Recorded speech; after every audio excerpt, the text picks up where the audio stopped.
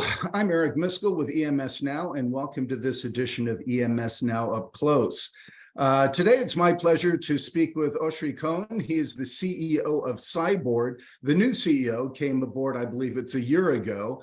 And while we've spoken to some representatives of Cybord before, I thought this would be a great opportunity to kind of get a little bit more in the weeds about the functionality and the value proposition that Cybord brings to market. So Oshri, welcome. Thank you for taking the time to speak with me today. Why don't you begin by introducing yourself? And you've been with Cybord a year now. Kind of, what's your mission there? Why did you join this company? Okay, so thank you, Eric, for hosting me here. Before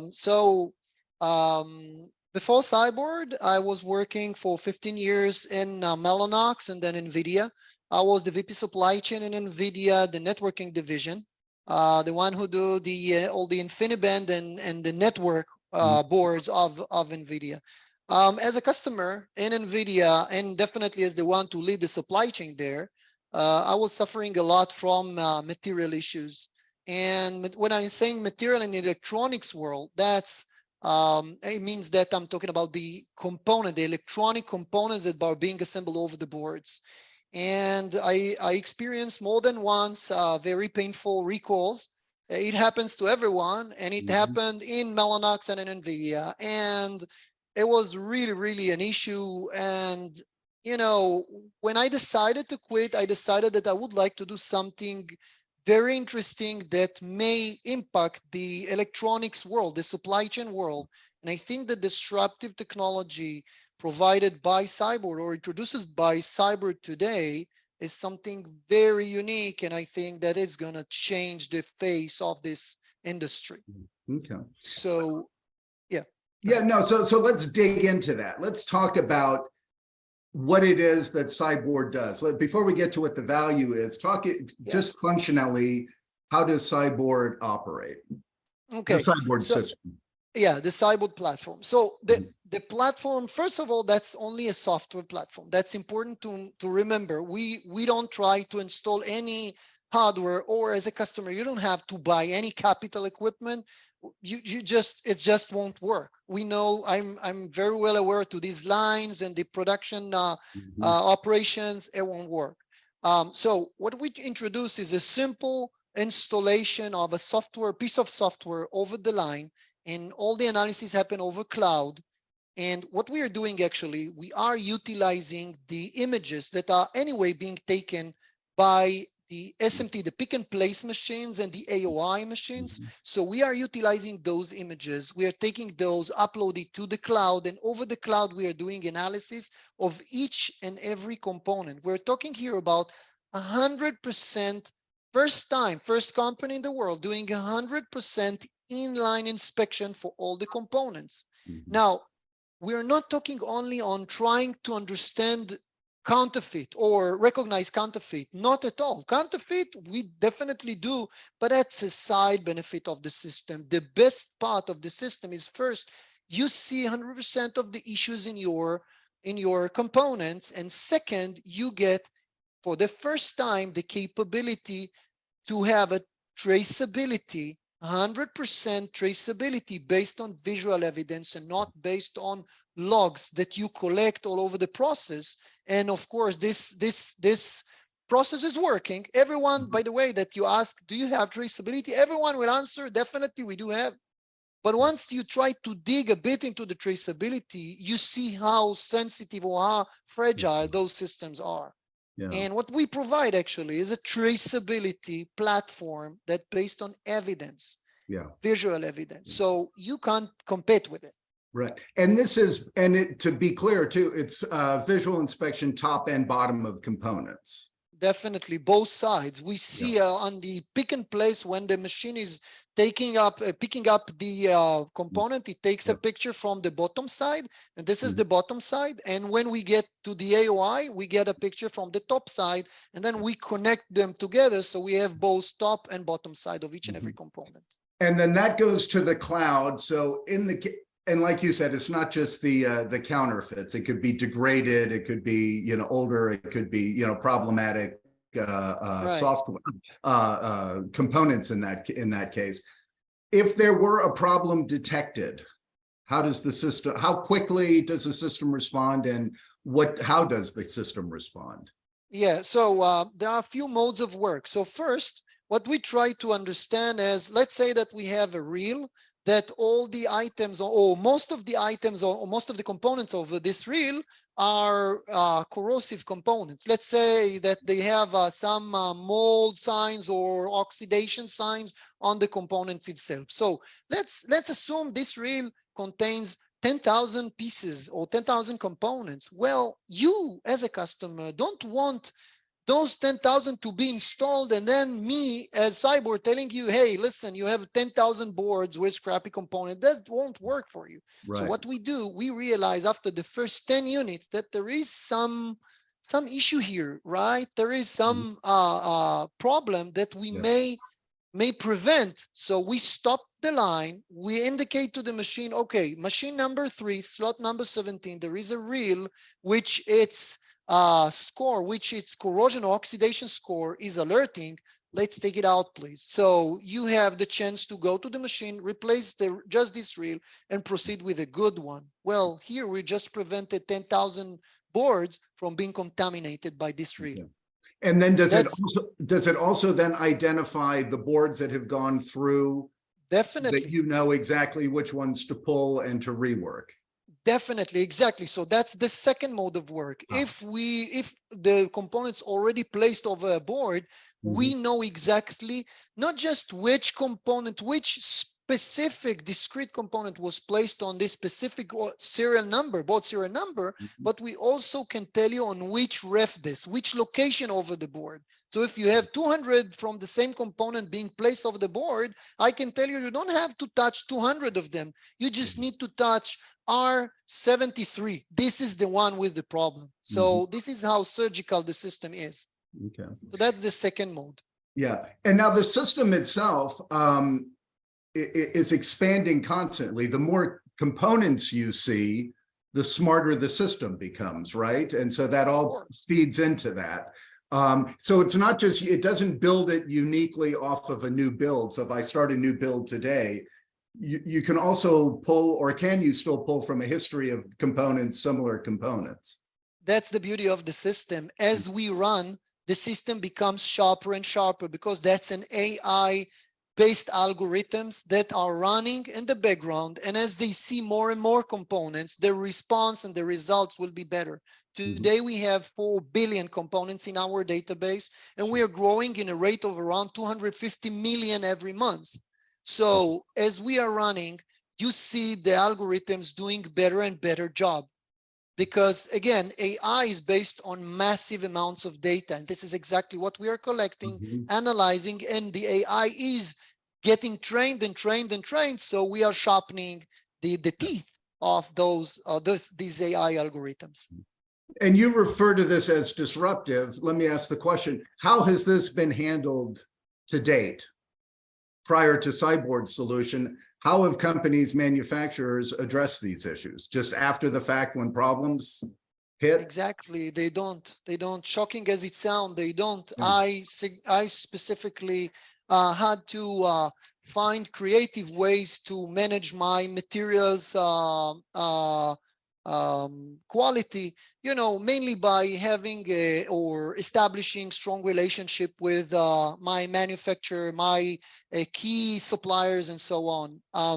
Today, what happens is that bad components, in good cases, being caught by the final test or by the burn-in stages or tests. While the bad cases will not find these bad components while the board is still in the factory, and the board will go to a customer. And then you will realize that you have some epidemic spread all over. Yeah. That's the case, by the way, that you need to start dealing with a recall. And that's a real hassle for a company, anyone. So it sounds like to date, I mean, the best practices would have been, deal with the authorized channel so that hopefully you're sure that it's coming, you're getting original parts. But then also people would just rely on incoming inspection to whatever degree that's really being done within the manufacturer. Right. So there is a way to do sampling. definitely. Yeah. And the sampling is okay. It's a statistical way, proven way, which works, but it works up until a point that it is good. Once it's not working, or you miss something, you have escapees, and those escapees immediately being translated to millions of dollars because you had boards that you just lost or released to the field, and Yeah. those are big issues.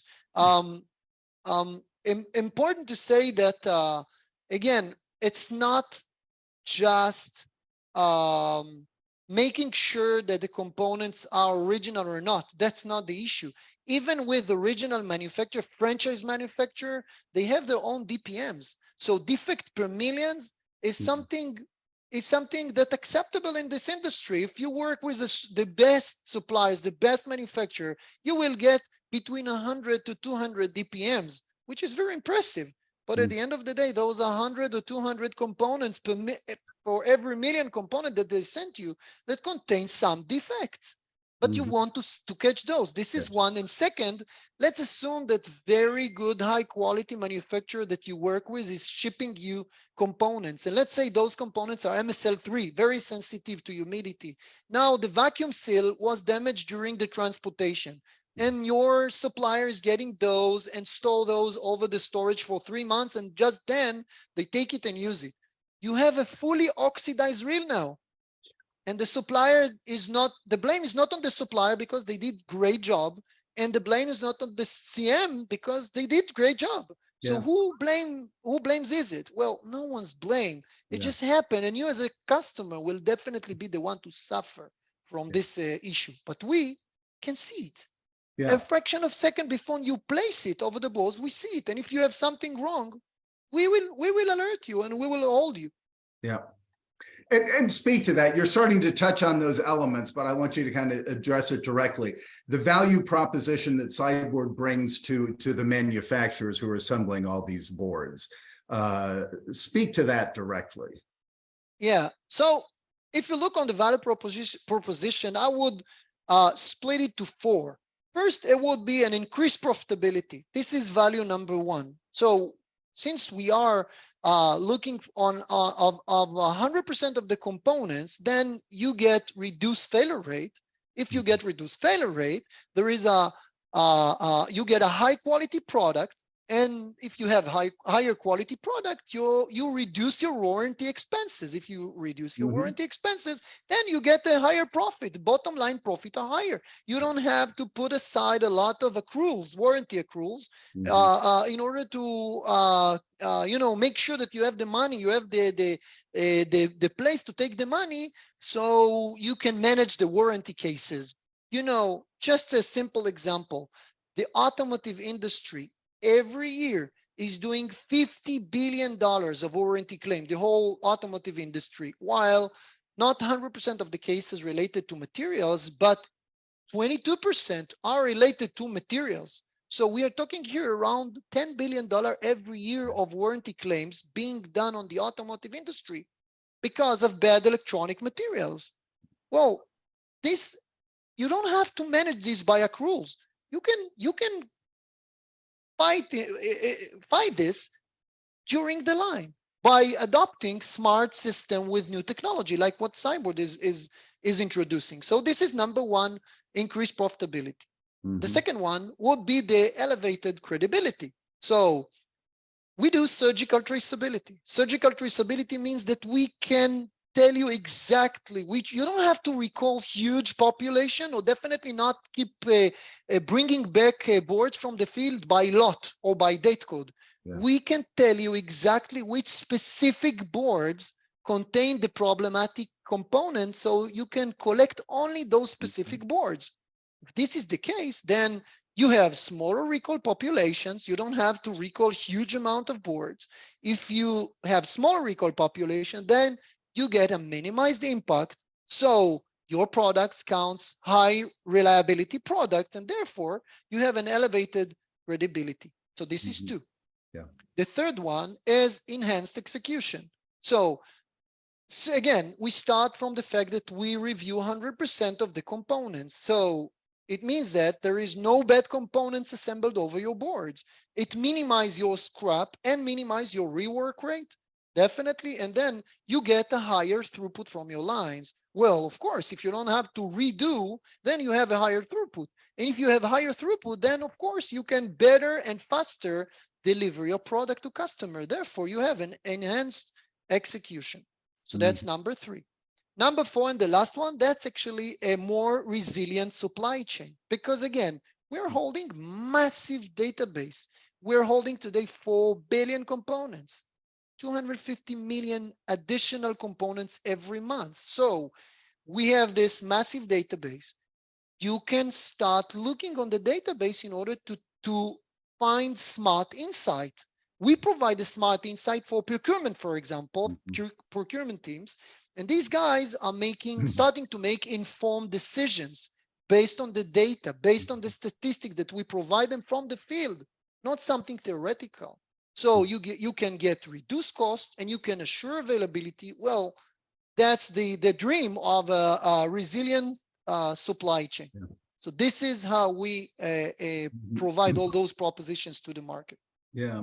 And what I hear you saying too, and it's a great point, is that you can't eliminate, as you said, even if you're getting it from the manufacturer direct through the authorized channel, there's still, you know, the defect per million that you're going to get within that. So you can't, we can't do away with it. It's not a perfect system in that sense yet. But what you do is you help minimize the risk associated with that. Right, exactly. And again, if a supplier provided very good batch, however, they provide some DPM in this batch, which is embedded in every batch, then we can see this DPM. We can see these items. Or alternatively, as I explained, if they provided a perfect batch, but something went bad, something bad happened in the transportation or in the storage phase, well, we see those. We see it all. And we alert you for those, and we stop you. Even if you would like us to take actions for you, we take actions for you. Okay. Hey, tell me, Oshri, who are the customers? Obviously, EMS and OEM. Are there particular sectors that you're most kind of prominent in currently, and are there ones that are growing?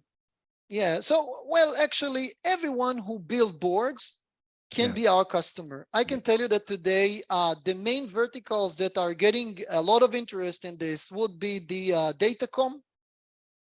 Without mentioning names of specific customers, but again, datacom, storage and servers, vertical, CSPs, automotive is starting to get a lot of attention around this system. Medical is very important. Aerospace is very important for those guys. By the way, automotive, medical, and aerospace, this system is critical for them because they have a lot of regulations they need to meet. And, you know, part of the regulation, for example, is a very accurate traceability system. Well, collecting logs is good, but not good enough as the regulation asking them, as the standard instructing them. So this system is bringing a new capability to this industry. And with this new capability, they are doing better jobs. So these are the verticals that we are dealing now with. Okay, very good. And tell me, can you share an example of a customer that you've engaged in, the type of results that they've seen or the feedback you've received from anyone? Not asking you to name customers specifically, but more to kind of paint the picture of how this system has benefited someone. Yeah, so we have a big customer, a big OEM, and they decided to install the system and verify their traceability. So they do have a traceability system.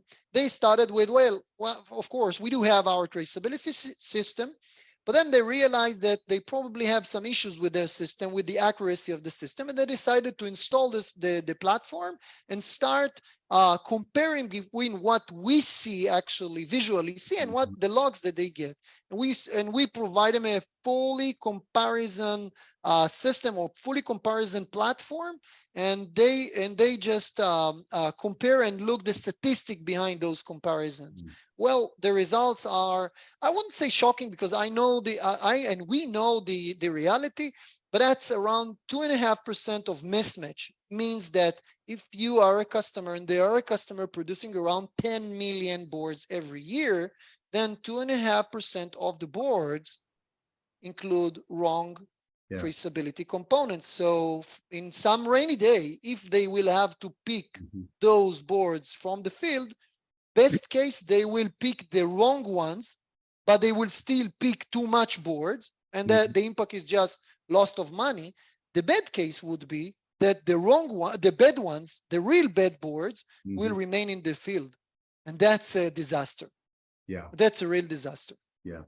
Hey, you mentioned your traceability solution. Is that the Falcon? Is that what you were referring to there? What you call Falcon? No, the Falcon is still not out there in the field. We're still working on implementing it into the field. The traceability system doesn't require anything. It just requires to connect to the machines, getting the logs from the machines. And in the AOI, for example, we just need the pictures. We take the images from the top side of the components. We read all the marking on the top side of the components, and we analyze it, and we bring back the results of what does it mean, each and every component. We can tell you what is the date code, what is the lot code, who is the manufacturer, and what is the manufacturer part number. So if you think that you got a date code, let's say 2246, which stands for year 22, week 46, and we see 2230, then it's not what you think that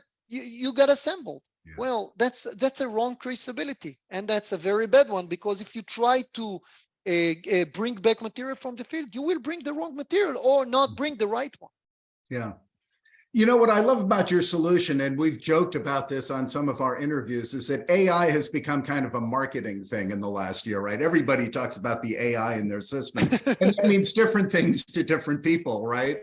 But what you're doing is really, really optimizing the benefit of what AI can really do, which is to help take these huge amounts of data that a human couldn't sift through and do this with, and let the AI perform that function. So I'll tell you even more than this. Without AI, we have no chance, no option to do this, because again, as I told you in the past, if I will try to, let's say, use another or different technology than AI, let's say a machine, a picture comparison, okay, visual picture comparison. Then if you're a customer, I will have to ask you for each and every component that I would like to review or scan. I will ask you a golden unit.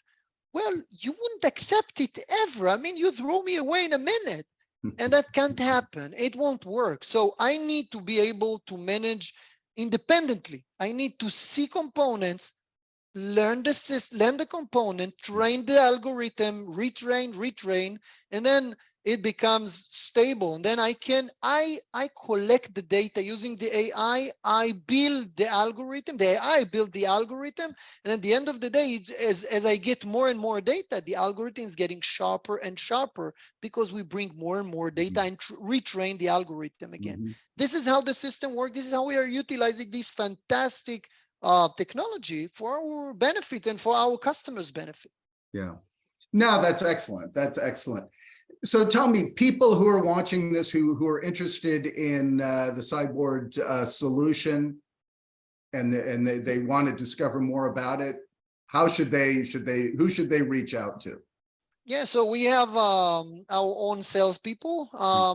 They can just approach, even to sales@cybord.ai, cybord.ai, and that's it. We will get the email. My sales team will get the email. They will approach them back, and I'm sure that they will start talking together. Every customer, or some customer, have different reasons they approach us, and we know how to adjust the system. The system is quite flexible, because that's a platform. If someone would like to put his focus on traceability rather on quality, that's fine. If he would like to take both, that's fine as well. I mean, we are flexible because the capability is there. You just choose what you would like to take and take it. Okay. So we're almost halfway through 2023. What can we look forward to from Cybord in the remainder of the year? So first, I think that while more and more customers are coming in, as I said, we're increasing our database, and it's going to be an amazing database growing very fast. And as we grow the database, so the result will be more and more accurate. This is one. The second, an interesting point is something that we are working now with the machine manufacturer together with few strong partners, is we are working on a bidirectional feedback. So not us, not just Cybord getting the pictures from the machine, but the other way around, the machine getting the feedback from Cybord so they can do their job better. I give you an example. Let's say an AOI platform. So the AOI is looking for some issues with the assembly happened over the board, but they need to look on each and every board from scratch. But if Cybord sold those components on the previous stage of SMT, of the pick and place, then we can alert the AOI station and tell them, listen, this board, this RevDesk, there is an issue. So the AOI will go there and put extra attention on this component to understand if there is issue or there is no issue on this one. So that's the next stage. So bidirectional feedback to machines and to lines. That's gonna happen during the second year of this, the second part of this year. Excellent. Well, something to look forward to there. Oshri, you are a very good interview. You clearly have a great understanding and appreciation for the technology, but you also speak about it with such passion, and that really comes through. And I can see why you're a good kind of ambassador for what you're doing there. So I appreciate the chance to speak with you today. Hopefully later in the year we can do this again and get an update on how things have progressed. Okay, perfect. Excellent. Thank you very much. Thank you, sir.